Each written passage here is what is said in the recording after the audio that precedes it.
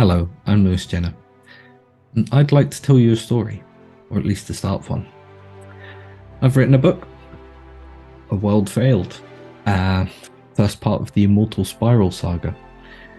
And if you like epic fantasy, fantasy in general, mythology, legends, folklore, that kind of thing, then I can offer you 662 pages worth of just that.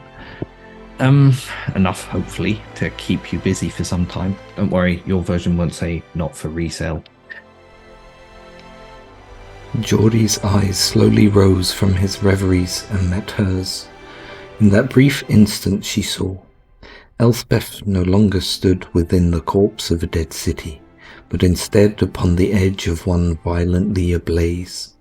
Before her, the eyes she stared into seemed familiar in a way, but they shone with an unnatural silver that belonged to an entirely different manner of man.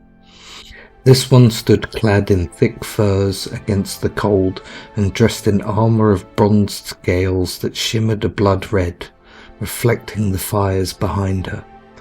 The man's head was crested by an imposing helm adorned by the antlers of a fabled white stag. Both his gauntleted fists gripped tightly around the haft of a long bluish-silver blade. It seemed, strangely, to sing to her of its power and the untold death it had seen. The man was wreathed in fierce battle and yet fiercer flame. Strewn at his feet lay uncountable souls, slain by hands slick with blood. The warrior roared, though no sound left his lips. And suddenly his feet chewed the ground between them, spitting dirt as he flung himself towards her, sword raised. Elspeth once again found herself surrounded by the gloom, crying out in shock and dropping the yew branch. As it fell from her hand, it broke the grip the swell of magics had upon her. The bluish mist faded from her breath along with her startled yell. Suddenly aware of her surroundings, she watched the fallen branch skitter several times before settling upon the hard stone ground of the abandoned city. Jory looked at her with concern, though she turned her head away. She felt dizzy and unable to fully banish the vision of the bloody warrior when she looked at him.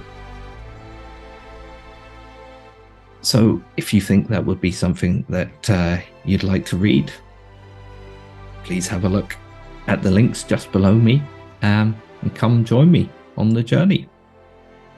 Bye for now.